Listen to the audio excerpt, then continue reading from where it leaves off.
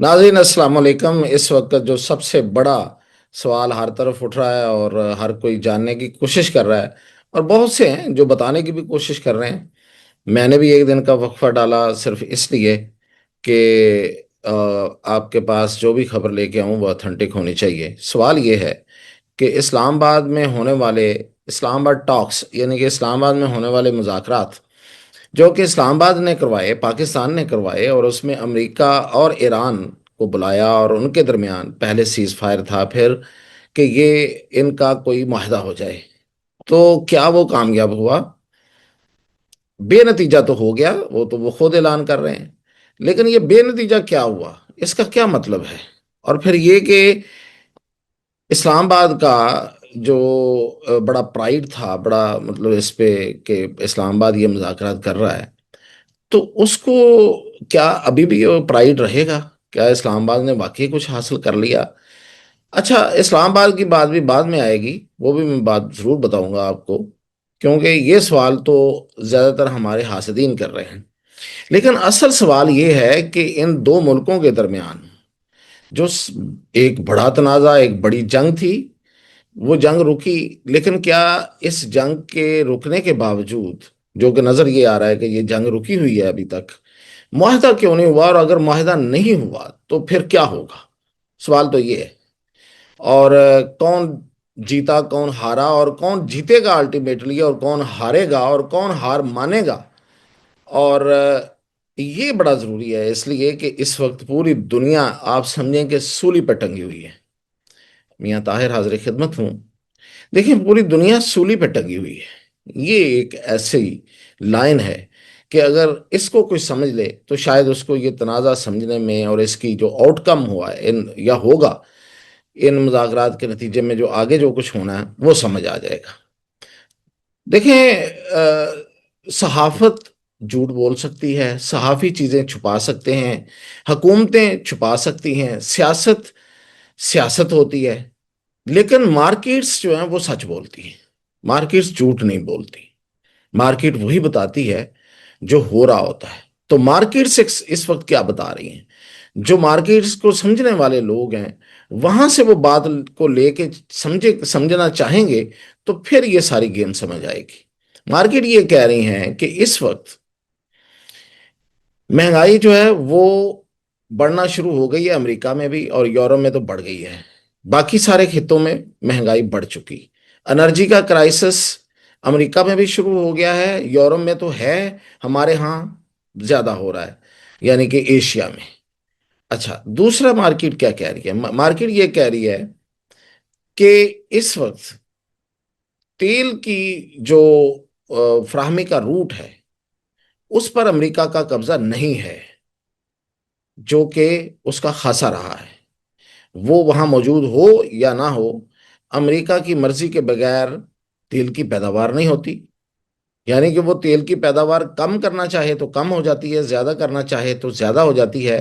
قیمتوں اور مارکیٹ کو کنٹرول امریکہ کی مارکیٹس کرتی ہیں، لیکن اگر روٹس پہ قبضہ کسی اور کا ہوگا تو پھر امریکہ کا کنٹرول تو نہیں ہوگا۔ تو اگر امریکہ کا کنٹرول نہیں ہوگا تو پھر امریکہ کہاں کھڑا ہوگا؟ اس کے علاوہ آبنائے ہرمز سے گزرنے والے تیل پر وصول کی جانے والا جو ٹیکس ہے یا ٹول ہے یا جرمانہ ہے، جو بھی اس کا نام رکھ لیں، کہ یہ دے کے گزریں، یہ تو اس وقت ڈالر کے علاوہ کسی اور کرنسیز میں وصول ہو رہا ہے، تو ڈالر مائنس ہو رہا ہے، بہت بڑا دھچکا ہے۔ پھر یہ کہ ایران پر پابندیوں کا جو اتنی دیر سے پابندیاں ہیں، کیا وہ اب خود بخود ان کا صفایا ہو گیا؟ یعنی کہ ایران تو پیسے کما رہا ہے، ایران تو اپنا تیل بیچ رہا ہے، ایران تو اب آپ نے حرمت سے بھی پیسے کما رہا ہے، تو امریکہ کی پابندیاں کہاں گئیں؟ کیا وہ کارگر ہیں؟ تو نہیں ہیں۔ یہ ہے مارکیٹ، یہ ہے اصل سچ۔ اور سچ یہ ہے کہ امریکہ میں الیکٹورل ایشو جو ہے وہ بنتا جا رہا ہے۔ اب نومبر میں الیکشن ہے، اور اس سے پہلے جو فضا بن رہی ہے وہاں پہ وہ بڑی خراب ہے۔ سیاست خراب ہو گئی، قیمتیں بڑھ گئیں، امریکہ کی بات نہیں بنی، امریکہ کہتا ہے میں جیت گیا، ایران ادھر ہی کھڑا ہے، وہ کہتا ہے کہ اگر جنگ کرنی ہے تو ہم آج بھی تیار ہیں۔ آبنائے ہرمز بند ہو سکتی ہے؟ نہیں ہو سکتی۔ آبنائے ہرمز کا گھیراؤ کر سکتا ہے امریکہ؟ نہیں کر سکا۔ کیا آئندہ کر سکے گا؟ مارکیٹس کہتی ہیں نہیں کر سکے گا۔ اگر کرے گا تو ایک بہت بڑا کرائسس آئے گا، جس میں سب سے بڑی ہٹ جو ہے وہ یورپ اور امریکہ کو ہوگی اور چائنا کو ہوگی۔ اور کیا چائنا پھر خاموش رہے گا؟ بالکل نہیں رہے گا۔ تو یہ وہ سینیریو بن رہا ہے کہ جس کے نتیجے میں اگر ہم اسلام آباد، اب ہم آتے ہیں اسلام آباد مذاکرات کا جائزہ لیتے ہیں۔ اسلام آباد مذاکرات کے بعد کی آپ اگر صورتحال دیکھیں، وہ تو 21 گھنٹے کیا کوئی جھک مارتے رہے؟ ایسا نہیں ہے، 21 گھنٹے ایک میراتھن مذاکرات ہوئے، ایک دوسرے سے بات چیت ہوتی رہی، تجاویز کا تبادلہ ہوا، یعنی کہ کوئی ایک سجیشن دیتا تھا تو اس کے مقابلے میں دوسری سجیشن دی جاتی تھی۔ تمام دونوں فریقین کے ساتھ ہر طرح کے تمام ماہرین موجود تھے، وہ اسی وقت ان معاملات پہ ڈسکشن ہو رہی تھی اور ہدایات بھی لی جا رہی تھی پیچھے سے۔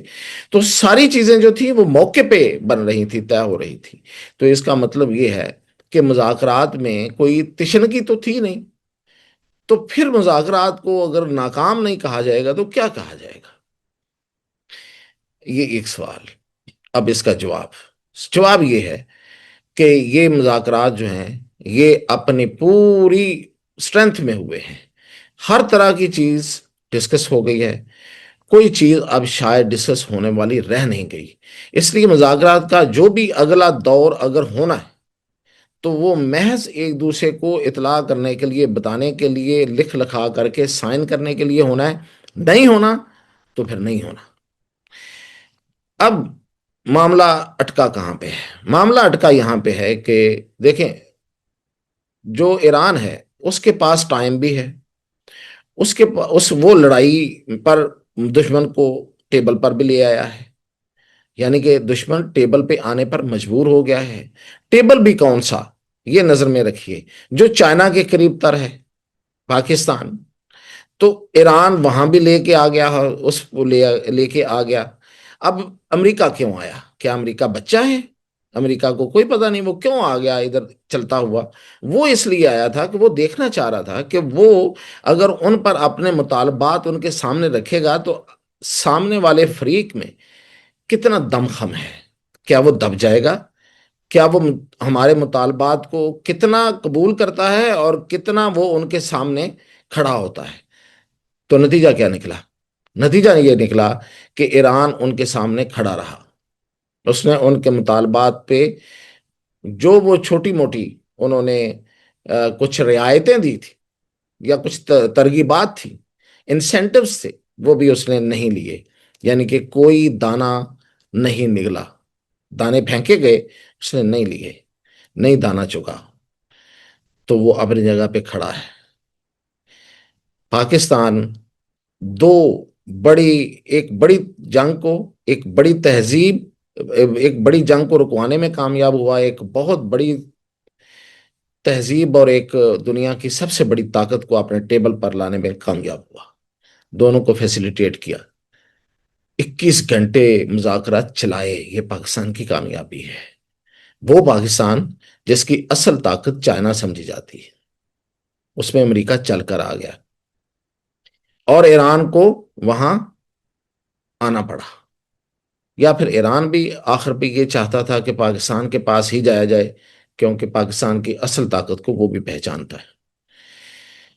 پاکستان کامیاب رہا، مذاکرات کامیاب نہیں رہے، لیکن ان مذاکرات کو یا تو کامیاب ہونا ہے اور اسی پیس پہ ہونا ہے۔ پیس کیا ہے سمجھ لیجئے، امریکہ کو معاہدہ کرنا پڑے گا، انریچ یورینیم کی رٹ چھوڑنی پڑے گی، ہتھیار نہ بنانے کی یقین دہانی ایران کرا دے گا، گرنٹر بیچ میں آ جائے گا، جو بھی وہ چاہے گا، جس کو گرنٹر چاہے گا وہ آ جائے گا، وہ روس مانگے، وہ چائنا مانگے، وہ پاکستان کو مانگ لے، گرنٹر آ جائے گا۔ ایران کو بھی ایک قربانی دینا پڑے گی، وہ ہے پراکسس کی، لیکن امریکہ کو اس کے ساتھ ایک یقین دہانی کرانی پڑے گی کہ وہ اپنی پراکسی، اپنے ناجائز بچے اسرائیل کو لگام دے گا۔ یہ ہے اصل معاہدہ، اس پہ ہو جائے گا، اسی پہ امریکہ کو آنا پڑے گا۔ وہ اس کی ہار ہے یا جیت ہے، تو ہار، لیکن وہ اس کو ٹرمپ اس کو اپنے ڈرامائی انداز میں کس طرح سے جیت میں بدلتا ہے، بدل لے، کسی کو کوئی پرواہ نہیں ہے، کسی کو کوئی اعتراض بھی نہیں ہے۔ وہ چاہے جتنی مرضی بڑھ کے مار لے، نقصان اس کا ہو چکا ہے، اب اس کو نقصان برداشت کرنا ہے، اس درد کو، اس تکلیف کو برداشت کرنا ہے، اور اس معاہدے پر دستخط کرنے ہیں۔ آبنائے ہرمز کا رہ گیا آخر پہ معاملہ، تو اس کا بھی حل بتا دیتا ہوں۔ پاکستان، سعودی عرب اور ایران، ان کی مشترکہ پیٹرولنگ اور کنٹرول، اس کے علاوہ کوئی حل نہیں ہے۔ امریکہ کو بھی اس پہ آنا پڑے گا۔ یہ تھی میرے پاس اب تک کی اپڈیٹ، اجازت دیجیے۔